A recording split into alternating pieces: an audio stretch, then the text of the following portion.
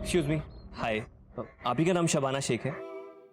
हाँ। जी मैं तनवीर, आप ही के कॉलेज में मैं जूनियर हूँ। ओके। दरअसल मुझे आपसे वर्ड्सवर्थ के नोट्स चाहिए थे, अगर मिल जाते तो। हाँ श्योर, पर तुमने नहीं बनाए? नहीं, असल में मैं क्लासेस अटेंड नहीं कर पाया। बीमार थे? नहीं, बीमार नहीं था। वो सुबह सुबह मैं 3 कॉलेज में अखबार बांटने जाता हूँ, तो जब तक ये काम खत्म होता है तो क्लासेस ओवर हो चुकी होती हैं, तो अगर मिल जाते तो। हाँ हाँ ठीक है, मैं ले आऊँगी। Thank you so much and please continue. या बाय बाय। बाय। ये वाला कंप्लीट करो जल्दी। अरे भाई, घर में इतना अंधेरा क्यों है? अरे कोई है? Happy birthday to you, happy birthday dear अब्बू, हैप्पी बर्थडे टू यू। अरे बेटा, अब इस उम्र में हम क्या अपनी सालगिरह मनाएंगे? हम हर साल मनाते हैं और आगे भी मनाएंगे। तो ये सारा किया धरा तुम्हारा है ना? चलिए।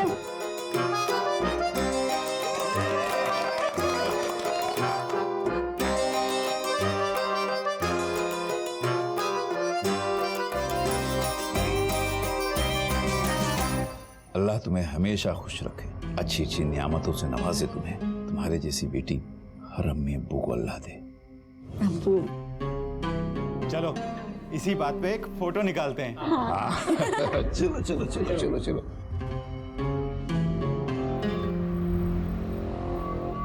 ठीक है, फिर मैं चलूं? Okay bye.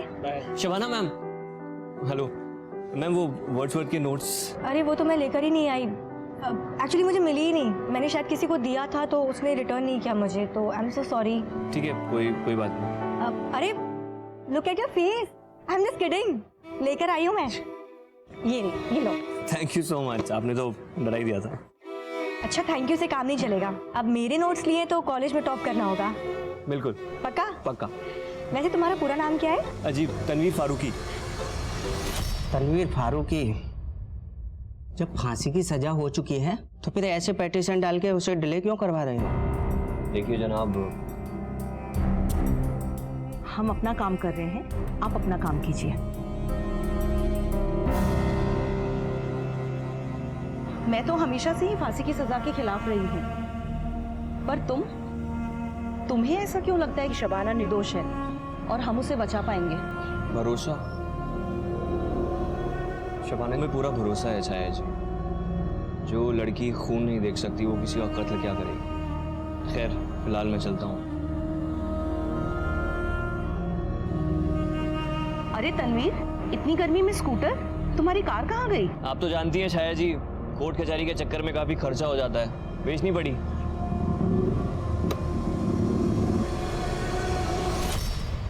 अरे शबाना जी, हाय। हाय, ब्यूटीफुल हो। हाँ, वैसे आपके नोट्स बहुत अच्छे हैं। मुझे किसी ने बताया कि आप रजिस्ट्रार सर की बेटी हैं, महमूद सर की। हाँ, वो मेरे अब्बू हैं। वैसे ऐसे अब्बू हो तो पढ़ाई लिखाई पे ध्यान देना तो बनता है। हाँ, पर अब्बू की वजह से नहीं, मुझे खुद भी पढ़ने और पढ़ाने का बहुत शौक है। और देखना, मैं बहुत जल्द ही टीचर बन जाऊंगी, वो भी बेस्ट वाली। जरूर जरूर, टीचिंग बहुत अच्छा प्रोफेशन है। अरे तुम तो बातों में ही लग गए। अखबार देने जाना नहीं है और क्लासेस? हाँ, मैं बातों में ही लग गया। मैं चलता हूँ, बाद में मिलता हूँ। हाँ ओके बाय। ये पेपर वाला क्या कह रहा था? अरे भाभी, वो तो मेरे कॉलेज में जूनियर है, बहुत अच्छा लड़का है। कितना अच्छा? उतना भी अच्छा नहीं है। तो तेरा उतना अच्छा लड़का तुझे मिलेगा भी या नहीं? और अगर मैं कहूँ कि मुझे मिल गया है तो? कौन है वो?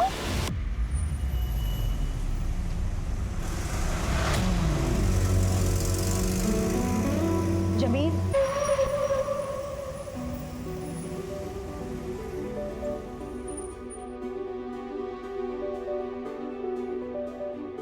जमील, इस तरीके से कब तक छुप छुप के मिलते रहेंगे हम लोग? तुम अब्बू से बात क्यों नहीं करते?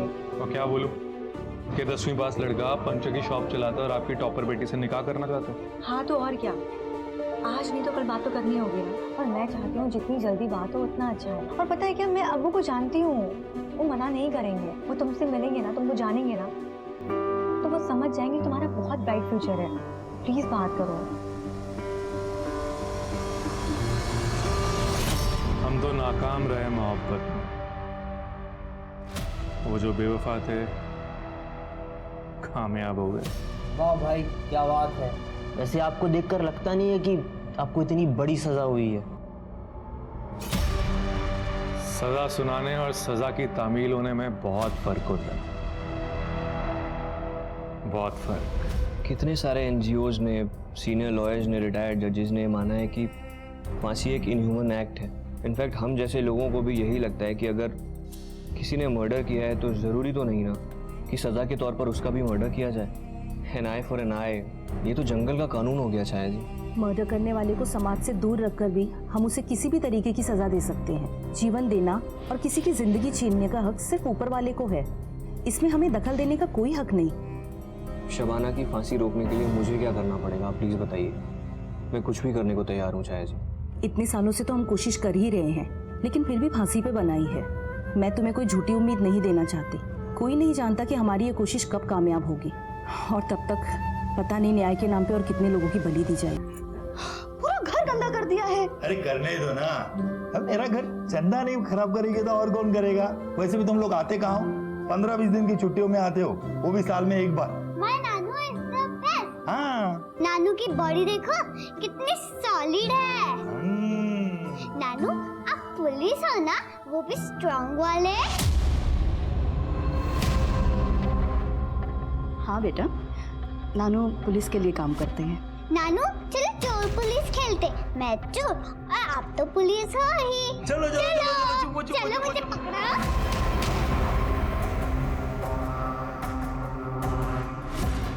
पता नहीं क्या होगा जब चंदा को पता चलेगा कि उसका नानू जेल में लोगों को फांसी देने का काम करता है। जल्लाद है। जल्लाद हैं आप लोग। ये तो वही मुर्गा था ना, वो काला सुनहरा लाल रंग का। मैंने अपने हाथों से दाना खिला के बड़ा किया था और आप लोग ने उसे। ऐसे कौन करता है? पता है मुझे खून से कितनी नफरत है। बहुत सारा खून था,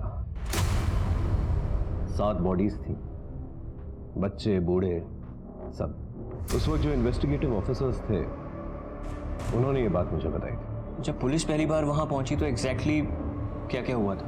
रिपोर्ट के मुताबिक पड़ोसियों ने फोन किया था पुलिस को। कि इतने महफूज इलाके में इतना जघन्य अपराध कौन कर सकता है। लोगों में आक्रोश बढ़ा और वो धरना देने के लिए रास्तों पर उतर आए।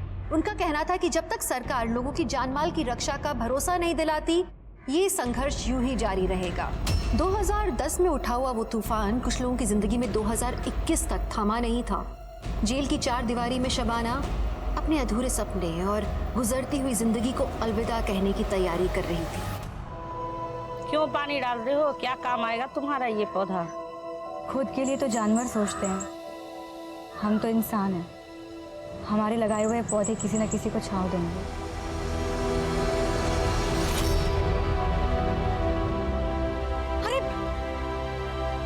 अरे कोई पानी लाओ। रुकिए, हीट स्ट्रोक आया हुआ है, पानी कोई नहीं पिलाएगा। अंदर लेके चलिए, डॉक्टर को फोन कीजिए आप लोग जल्दी।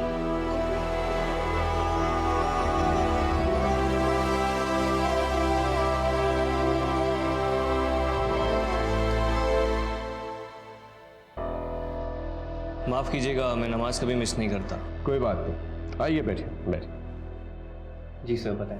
इतने बड़े हत्याकांड ने पूरे शहर को झंझोड़ के रख दिया था। पुलिस ने एग्जैक्टली वहाँ पे जाके क्या किया?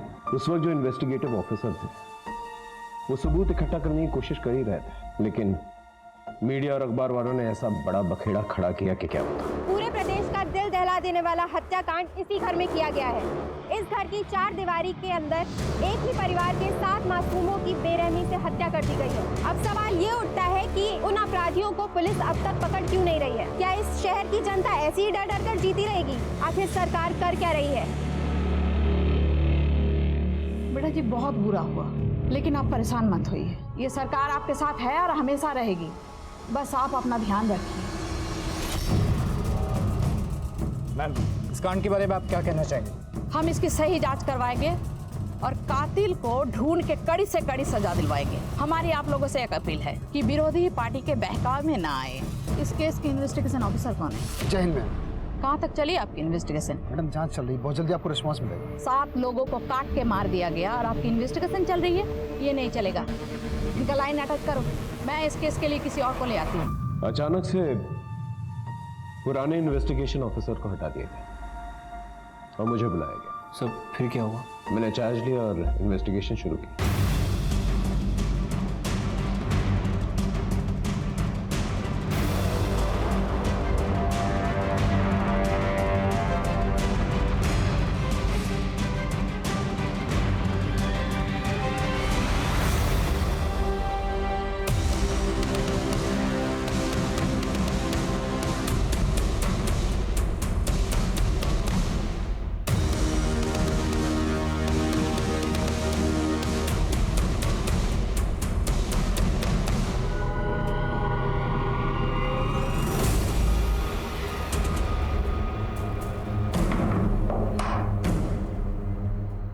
वारदात के वक्त जब आप लोग आए थे तो ये दरवाजा खुला था या बंद था? सर।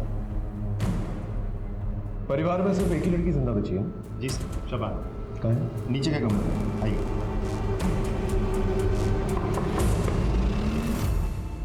जी सर। सर को शबाना से बात करनी है। सर, बच्ची अभी भी सदमे में है, ऊपर से आप सवाल जवाब करेंगे और परेशान हो जाएंगे। क्या फिर से दौरे वोरे नहीं पड़ जाए? सर देखिए, आपकी बात समझ रहा हूँ मैं, लेकिन उनसे बातचीत तो हमें करनी पड़ेगी। एक्सक्यूज मी, देखिए पहले ही लोग आक्रोश में हैं, ऊपर से आप जबरदस्ती सवाल जवाब करके बच्ची को प्रताड़ित मत कीजिए।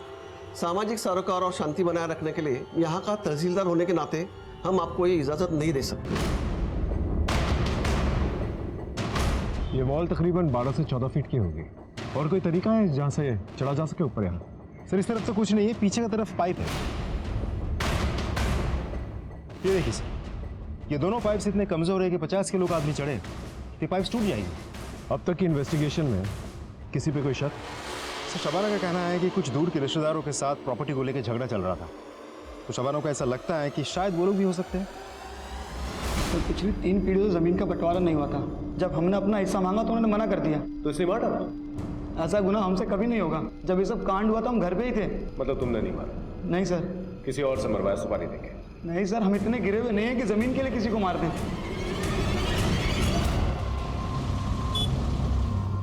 सर शबाना ने खाना पीना छोड़ दिया है, दिन रात सिर्फ रो रही है, उसकी तबीयत बिगड़ती जा रही है सर। जल्दी से उसे हॉस्पिटल लेकर जाओ, और अगर हॉस्पिटल नहीं जाना चाहती तो एक अच्छा डॉक्टर उसके लिए अपॉइंट करो जो स्मार्ट हो, कन्विंसिंग। हमें कोई भी चांसेस नहीं लेने हैं। ये केस बहुत ही सेंसिटिव है, थोड़ी सी भी लापरवाही और लॉ एंड ऑर्डर बिगड़ सकता है। I hope you understand. Sir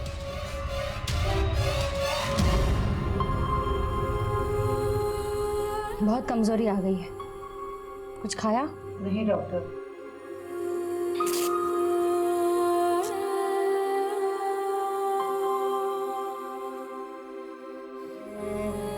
BP critically लो है, ज्यादा बीपी लो हुआ तो ब्रेन पे परमानेंट डैमेज आ सकता है, तुरंत हॉस्पिटल लेकर जाना पड़ेगा। चलो शबाना उठो।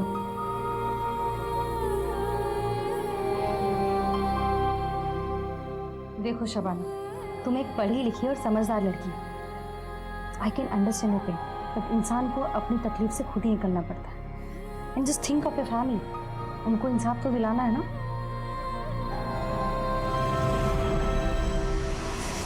शबाना के अम्मी अबू क्या करते थे? अब्बू कॉलेज में रजिस्ट्रार थे सर, और अम्मी घर संभालते थे।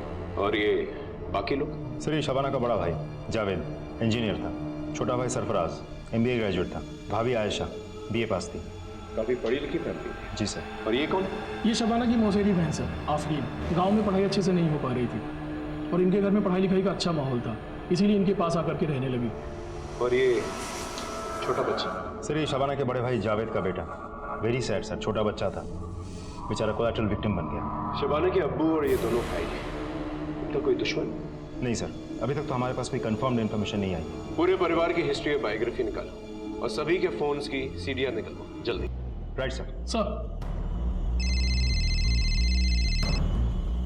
जयनवर, लोगों का प्रेशर बढ़ता जा रहा है। चक्का जाम, धरना प्रदर्शन, सब नाटक शुरू हो गया है। अगर जल्द से जल्द कातिल पकड़ा नहीं गया ना, तो हमारे सरकार एंड लॉ एंड ऑर्डर के लिए बहुत बड़ी प्रॉब्लम खड़ी हो जाएगी। मैम हम पूरी कोशिश करें। कोशिश से काम नहीं चलेगा, मुझे रिजल्ट चाहिए। मैं कल पीड़ित परिवार लड़की सवाना को 5 लाख कॉम्पेंसेशन देने जा रही हूँ। 24 घंटा है तुम्हारे पास, कातिल को ढूंढ निकालो। मैं कल प्रेस कॉन्फ्रेंस में दोनों न्यूज साथ में देना चाहती हूँ। I'll do my best, ma'am. सोने लगा कि ये मामला कितना संगीन है। तो फिर आपने क्या किया? नया पैतरा आजमाने की कोशिश की। इतने में एक ऐसी खबर मिली हमें जिसने हमें हिला के रख दिया। कौन सी खबर? हेलो, जी जी जी बिल्कुल जी, सब खैरियत? वो दरअसल मेरी बहन दिल्ली हॉस्पिटल में एडमिटेड है, उसकी डिलीवरी है, लेकिन कुछ कॉम्प्लिकेशंस हो गए हैं। वो नाल बच्चे के गले में अटक गई है, सिजेरियन करना पड़ेगा शायद। Excuse me. सिजेरियन से पैदा होने वाला दुनिया का पहला बच्चा कौन था जानते हो? अरे वही जिसे शेक्सपियर ने अपने नाटक में अमर किया, जूलियस सीजर। हाँ, इस बात का कुछ प्रूफ नहीं है और उस वक्त कुछ फैसिलिटीज भी नहीं थी। डॉक्टर्स ने उनके बच्चे की डिलीवरी कराई बहुत कॉम्प्लिकेटेड तरीके से और उनकी जान भी बचाई। तनवीर, क्या हुआ? परेशान लग रहे हो? नहीं, कुछ नहीं, मैं अभी आता हूँ। पर तनवीर, हुआ क्या? हुआ? एग्जाम पास आई है और उसके पास पैसे भी नहीं है फीस देने के लिए।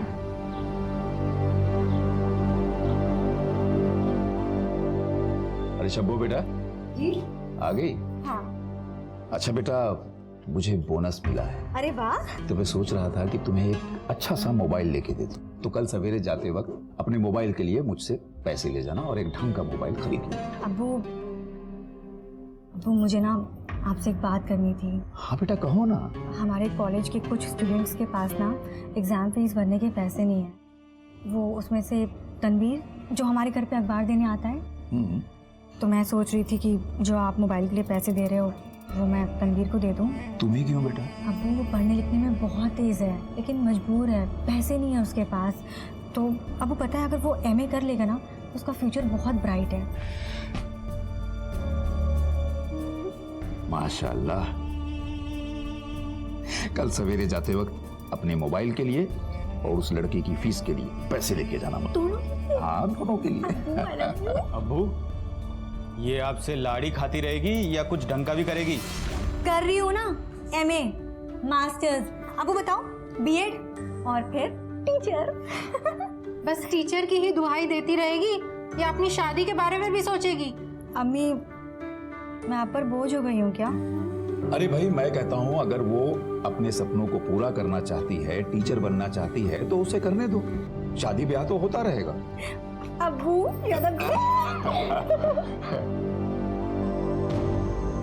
शुक्र मनाओ मेरी फैमिली ऑर्थोडॉक्स नहीं है, वरना मेरी 3-4 शादियां हो जाती। अच्छा बोलो, शादी कब कर रहे हो मुझसे? अरे जल्दी करूंगा, पहले थोड़े पैसे तो कमा लूं और एक पंक्चर की दुकान से थोड़ा एक अच्छा सा गैराज बना लूं, फिर खुद जाके तुम्हारे अब्बू से बड़े तहजीब से हाथ मांगूंगा। वो कैसे? ऐसे। आदाब महमूद साहब, वो हम और आपकी बेटी एक दूसरे को बहुत प्यार करते हैं, पर वो आपकी इजाज़त और दुआओं के बिना हम निकाह नहीं पढ़ सकते। हम निकाह करना चाहते हैं एक दूसरे से, हम वादा करते हैं हम आपकी बेटी को हमेशा खुश रखेंगे, खुद से ज़्यादा ख्याल रखेंगे, और ये भी वादा करते हैं कि उसका हाथ हम कभी नहीं छोड़ेंगे। ठीक है बरखुरदार, हमारी बेटी का हाथ तुम्हारे हाथ में।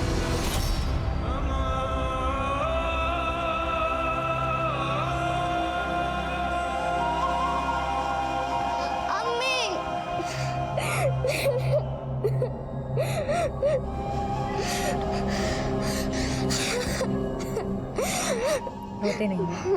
अम्मी, मैं आपको बहुत मिस करती हूँ। तुझे पता है तेरा नाम कायनात क्यों रखा है? कायनात का मतलब होता है पूरी दुनिया, और तुझ में मेरी पूरी दुनिया समाती है। अभी तो तुम्हें दुनिया देखनी है, खूब एंजॉय करना है, पढ़ना है, लिखना है, नाम कमाना है, और मैं चाहती हूँ मेरी कायनात का नाम पूरे कायनात में मशहूर हो जाए। कुछ सपने और उम्मीदें पीढ़ी दर पीढ़ी चलते रहते हैं।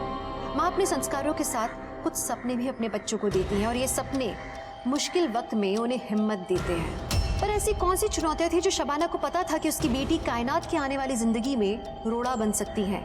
ऐसा क्या था जो वो अपनी बेटी को बिना कहे समझाने की कोशिश कर रही थी? क्या उसकी इस कोशिश का संबंध 11 साल पहले हुए हादसे के साथ था? क्या वो अपने कर्म और नियति को आने वाली पीढ़ी से अलग रख सकती थी? मुंह मीठा कीजिए, मेरी बहन को बेटी हुई है, लक्ष्मी आई है घर में। मुबारक हो जी। शुक्रिया। माँ बेटी सब खैरियत? हाँ, दोनों सुरक्षित हैं, स्वस्थ हैं। शबाना जी, मैं आपका दुख समझता हूँ। जो कुछ भी हुआ है बहुत गलत हुआ है, और यकीन मानिए हम अपराधियों को छोड़ेंगे नहीं। मेरा भरा पूरा परिवार खत्म हो गया सर। अब मैं किसके सहारे रहूंगी? क्या करूंगी मैं? हिम्मत तो आपको रखनी पड़ेगी शबाना जी। सबसे पहले जो हुआ है उसे एक्सेप्ट करना होगा, और फिर ही आप उभर पाएंगे। एक छोटा सा सवाल है, ये जो हॉल की तरफ से जो टेरेस की तरफ रास्ता जाता है, क्या टेरेस के लिए सिर्फ वही एक रास्ता है? वारदात के वक्त जब पुलिस यहां पर आई थी तो टेरेस का दरवाजा बंद था। हो सकता है आपने बंद किया, वो कुंडी लगी हुई थी। क्या आपने बंद किया? मुझे कुछ भी याद नहीं आ रहा है। अपनों की लाश देख के मैं सद्बुद्ध खो चुकी थी। मुझे कुछ भी याद नहीं आ रहा है, मुझे कुछ भी समझ में नहीं आ रहा है। ठीक है, आप आराम कीजिए।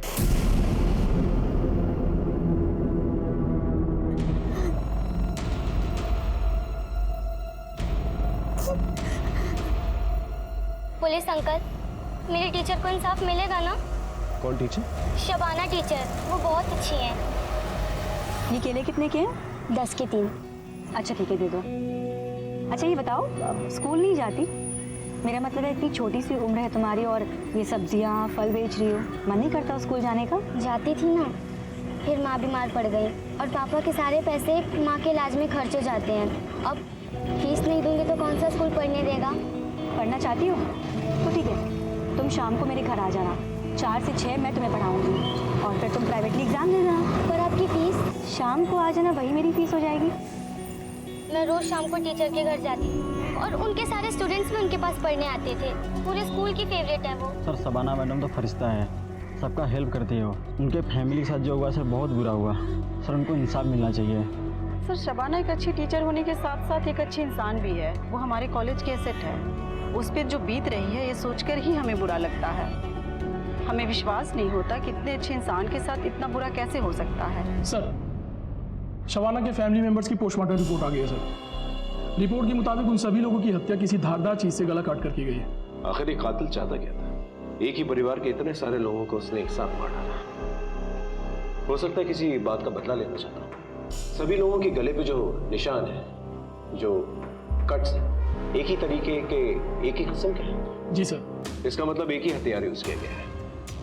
तो हो सकता है कि हथियारा भी एक ही हो। सर ये भी तो हो सकता है कि मारा एक ने हो, लेकिन साथ में बहुत लोग आए थे। शबाना ने क्या कहा था? कितने लोगों को देखा था? सर उसने कहा था शायद 2 से 3 लोग होंगे। एक बात समझ में नहीं आ रही है। सभी लोग जो है अपने अपने कमरों में सो रहे थे, लेकिन लाशें हॉल में मिली। किसी भी कमरे में खून के निशान नहीं मिले। इसका मतलब हॉल में ले जाकर उन्हें मारा गया है। या तो बहला फुसला के उन्हें हॉल में लेकर गए हैं या फिर जबरदस्ती, क्योंकि नींद में चलकर पूरा आपने जो इस गरीब पर एहसान दिखाया है वो मैं जिंदगी भर नहीं चुका पाऊंगा। तनवीर, शुक्रिया मेरा नहीं, उस अल्लाह का करो। और मुझे बहुत खुशी होगी अगर तुम पढ़ लिख करके अपनी जिंदगी संवारोगे और साथ ही साथ नए बच्चों को उनकी जिंदगी संवारने का मौका दोगे।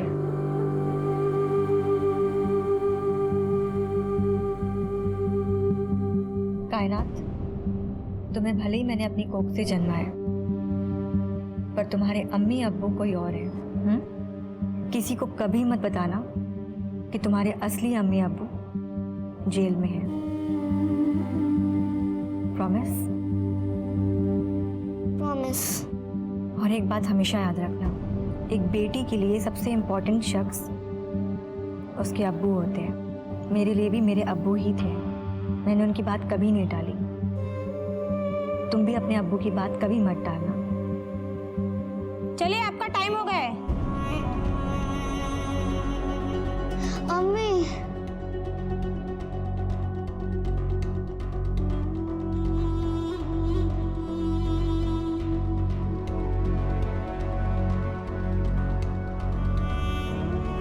शुक्रिया। बेटा क्या कहा अम्मी ने? अम्मी कह रही थी पढ़ना लिखना, बड़ी ऑफिसर बनना और अपने अब्बू को कभी तंग मत करना। मैं आपको कभी तंग नहीं करूँगी अब्बी। है वो बिल्कुल अपने चंदा की उम्र की है।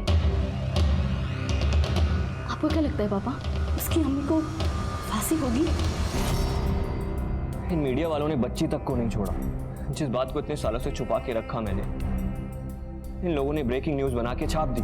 मैंने और मेरी बीवी ने ना 5 साल में अपना खुद का बच्चा नहीं किया, सिर्फ इस वजह से ताकि कायनात का प्यार ना बढ़ जाए। क्या तुम्हारी वाइफ ने कभी ये जानने की कोशिश नहीं की कि तुम शबाना के लिए इतना क्यों कर रहे हो? मेरी बीवी मुझ पर बहुत ट्रस्ट करती है और उतना ही ट्रस्ट मैं शबाना पर करता हूँ, क्योंकि वो भी एक दौर था जब शबाना ने मुझ पर ट्रस्ट किया था, मुझ पर भरोसा दिखाया था और मेरी पढ़ाई कंप्लीट कराई थी। भरोसा करने वाले लोग बहुत मुश्किल से मिलते हैं और तुम और शबाना बहुत खुशकिस्मत हो। शबाना की मर्सी प्ली का कुछ हुआ क्या? मुझे तो डर है कि कहीं ये मर्सी पिटीशन रिजेक्ट ना हो जाए और उसका डेथ वारंट ना इशू हो जाए। बट वो तो पहले भी इशू हो चुका है ना। सर, शबाना का डेथ वारंट तो इशू हो गया है, अब फांसी तो निश्चित है। पर फांसी दे नहीं पाएंगे। पर क्यों सर? क्योंकि डेथ वारंट में ना तो फांसी की डेट लिखी है और ना ही समय। उस वक्त तो शबाना की फांसी टल गई, पर अब क्या किया जाए? कुछ तो आइडिया निकालिए चाहे जी प्लीज। अब तक तो मीडिया ने टीआरपी के लिए हमारा इस्तेमाल किया, अब हम मीडिया का इस्तेमाल करेंगे। पर कैसे?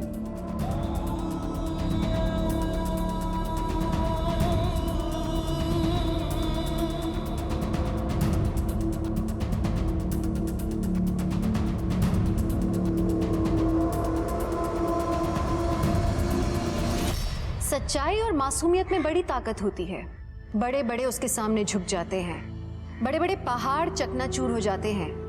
अपनी बेगुनाही पे इसी तरह से विश्वास रखते हुए शबाना ने 11 साल जेल में काट लिए थे, पर उसकी हिम्मत अब तक नहीं टूटी थी। जेल के बाहर रहकर भी यातनाएं सहने वाले तनवीर में शबाना की बेगुनाही को लेकर विश्वास अभी तक कायम था। कहां से आती है इतनी हिम्मत? सच्चाई से, मासूमियत से। अब सवाल ये उठता है कि जिस तरह के समाज की संरचना हमने की है, उसमें सुरक्षित रहने के लिए सिर्फ सच्चाई और मासूमियत काफी है? शबाना, कायनात और तनवीर, इन तीनों का क्या होने वाला था? ऐसा क्या घटने वाला था कि आगे का पूरा समीकरण ही बदलने वाला था? कायनात सो गई क्या? ठीक है, हाँ एक मीटिंग में हूँ, यहाँ से सीधा घर ही आऊँगा।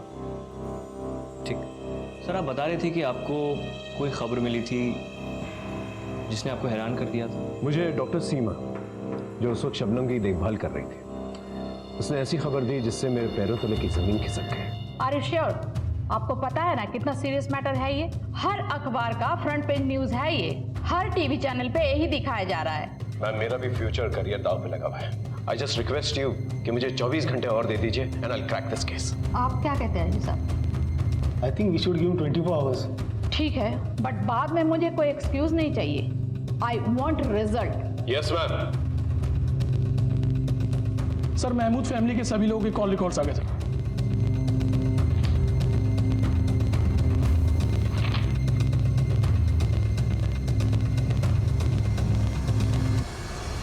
Good morning sir. Good morning sir. चाय पी लीजिए। अरे तुम लोग अब तक घर नहीं गए? वो क्या है ना सर, आप काम कर रहे थे तो हम सब भी रुक गए। हम सब अपने अपने तरीके से इस केस के बारे में और इन्फॉर्मेशन निकालने की कोशिश कर रहे थे। वैसे सर, इनके कॉल रिकॉर्ड से कुछ क्लू मिला क्या? शबाना के कॉल रिकॉर्ड से ये पता चला है कि पिछले 6 महीनों में कम से कम 700 या 800 बार उसे एक ही नंबर पे फोन कॉल्स किए और नंबर जमील का है। इनफैक्ट मर्डर की रात को 50 या 55 बार उसने जमील को फोन किया। मर्डर के बाद भी? एग्जैक्टली, यही बात मुझे भी खटकी थी कि शबाना ने जमील को क्यों फोन किया, पुलिस को फोन क्यों नहीं किया। इनफैक्ट पड़ोसियों ने फोन करके पुलिस को बुलवाया। इस जमील का पूरा कच्चा चिट्टा निकाला और कॉल रिकॉर्ड्स भी जल्दी से। 24 घंटों में 7 घंटे ऑलरेडी निकल चुके। Right sir. सर,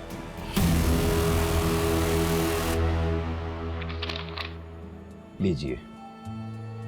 हाँ तो बरखुरदार, करते क्या हैं आप? जी मेरी पंचर की दुकान है, जावेद भाई जानते हैं, और बहुत ही जल्द मैं उससे गैरेज में तब्दील करने वाला हूँ। मैंने सुना है कि तुम्हारे वालिदैन।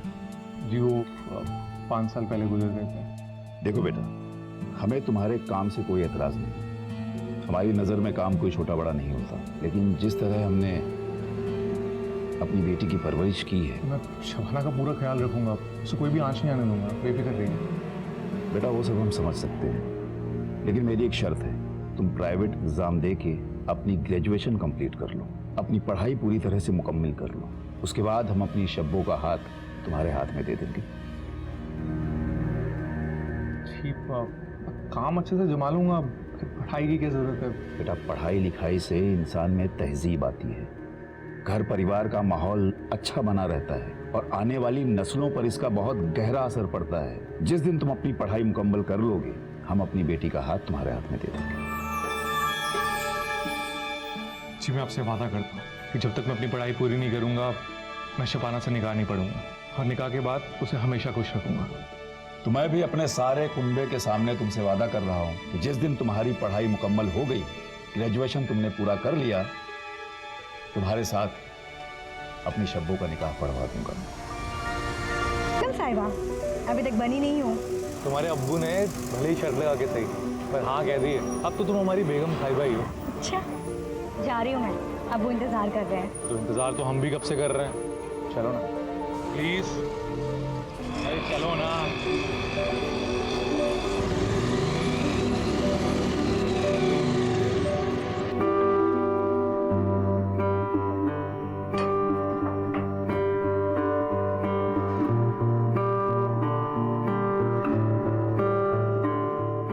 ये सब शादी के बाद, अभी नहीं। मुझसे तो रहा ही नहीं जा रहे, तुझसे रहा जा रहे।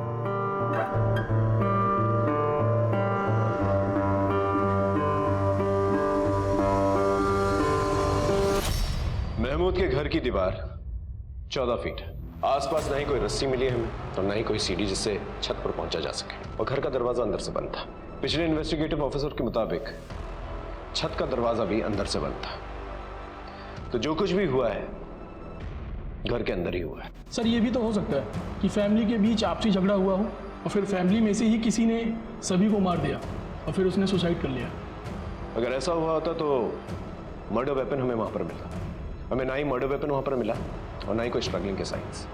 तो या तो ये हो सकता है कि कातिल कत्ल करके वहां से निकल गया, या फिर ये कि किसी ने उसे अंदर आने दिया, उसने सबका कत्ल किया और चला गया, और जो कोई भी अंदर मौजूद था उसने कुंडी लगा दी। लेकिन सर करेगा कौन? फैमिली में से तो सिर्फ शबाना ही बची है।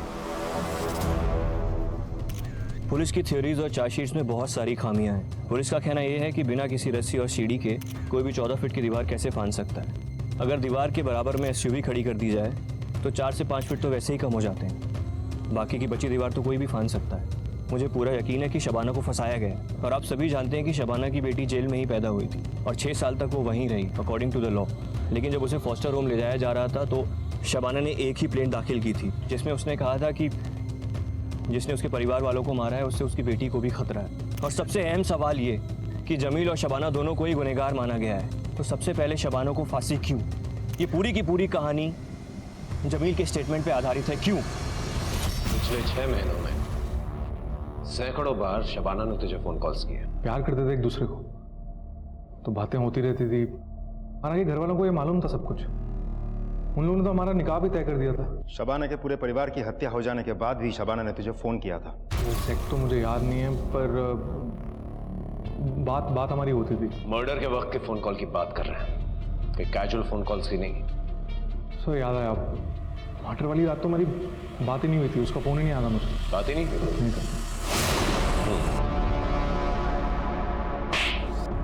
याद आया? ये तेरे कॉल रिकॉर्ड्स। इसके मुताबिक मर्डर के वक्त और मर्डर के बाद शबाना ने तुझे फोन कॉल्स किए और तेरे मोबाइल लोकेशन शबाना के घर के पास ही था। अब सच बोलेगा या और मार खाएगा? मैं सच बता रहा हूँ, कोई बात नहीं हुई थी सर। मेरा यकीन कीजिए, मेरी बात हुई थी तो मैं बताता सर आपको। अच्छा तुझे ये तो पता होगा कि शबाना प्रेग्नेंट, उसके पेट में किसका बच्चा है? शबाना प्रेग्नेंट है? क्या बोल रहे हैं सर आप? चल ठीक है, डीएनए टेस्ट से पता चल ही जाएगा। तब तक इसकी अच्छी तरह से खातिरदारी करो, इलाज करो इसका।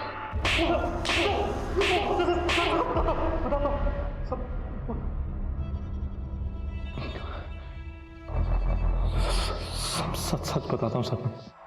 जमील मैं प्रेग्नेंट हूँ। तो बच्चा गिरा देते हैं। क्या? मैं इस बच्चे को नहीं गिराऊंगी। तुम्हारे अब्बू का कहेंगे, बच्चा गिराना पड़ेगा। और ये ऐसी चीज़ नहीं है कि हम लोग छिपाए, आज नहीं तो कल सबके सामने सच्चाई सामने आ जाएगी। क्या करेंगे? बच्चा गिराना होगा, मेरी बात समझो।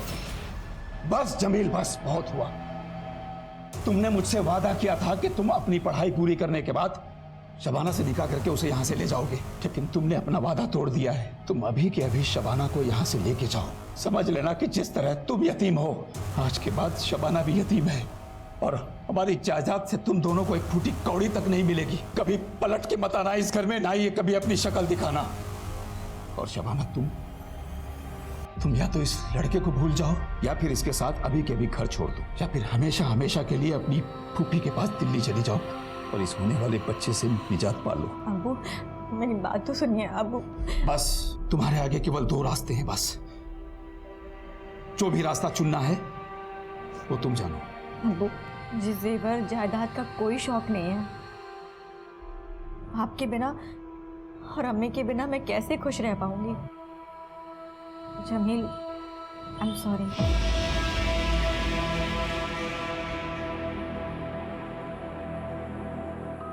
अब्बू, माफ कर दीजिए मुझे।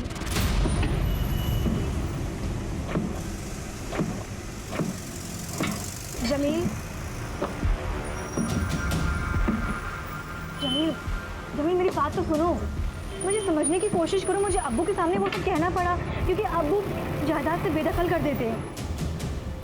जमील, मैं इस बच्चे को जन्म देना चाहती हूँ। अब्बू, कल मैं फूफी के पास जा रही हूँ, हमेशा के लिए। आपको खीर पसंद है ना? मैंने सबके लिए बनाया है।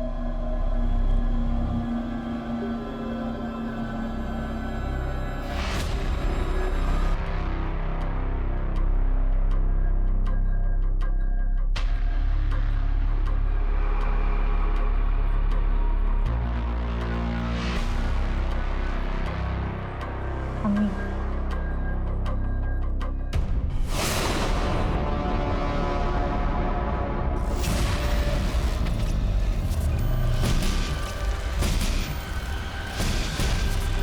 फंसाया जा रहा है। झूठ क्या है सच क्या है अदालत डिसाइड करेगी। लेके चलो इसे, ले चलिए। सर, मुझे फंसाया जा रहा है। मेरी बात तो सुनिए। चलिए। मैं नहीं जाऊंगी। चलिए, बिठाओ इसे। मेरी बात तो सुनिए। ये अदालत शबाना और जमील को शबाना के परिवार के 7 सदस्यों के कत्ल का अपराधी मानती है और दोनों को फांसी की सजा सुनाती है। Both are to be hang till death.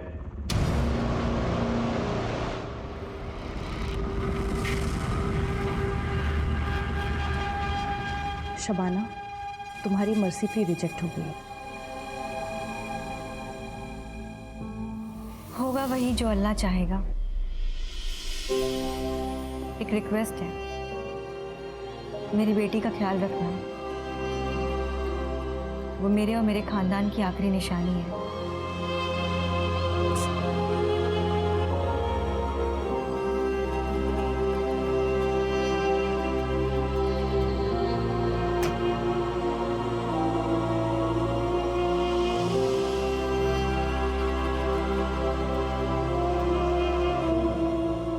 Okay sir, तो मैं फांसी की तैयारी कर दूं।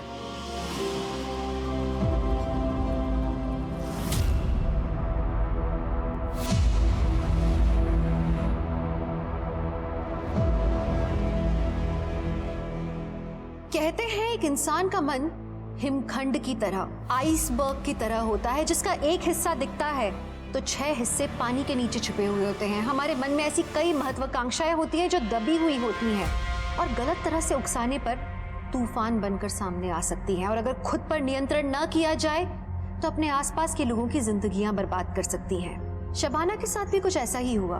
वो अपने परिवार से बेइंतहा मोहब्बत करती थी, लेकिन प्रॉपर्टी की लालसा और अपने प्रेमी के प्रति आकर्षण उस पर भारी पड़ा और उसने निर्ममता से अपने पूरे परिवार की हत्या कर दी। सोचिए, अपने परिवार को खत्म करने का निर्णय लेने से लेके अंजाम देने के बीच में अगर शबाना सूझबूझ से काम लेती, समझदारी से काम लेती, तो एक अच्छी इंसान कहलाई जाने वाली शबाना एक कातिल नहीं बनती। वो अपने बेटी होने के नाम पर एक बदनुमा दाग नहीं बनती।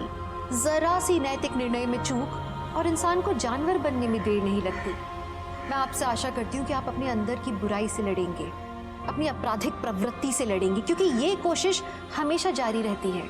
जब तक इंसान है, जिंदा है, सांस ले रहे हैं, हमारे मन के अंदर की सच्चाई, अच्छाई और बुराई के बीच की लड़ाई हमेशा चलती रहेगी। इसी के साथ मैं दिव्यांका त्रिपाठी दया लेती हूँ आपसे विदा। फिर मिलूंगी सच्ची कहानियों के साथ। आप देखते रहिए क्राइम पेट्रोल सतर्क। जय हिंद।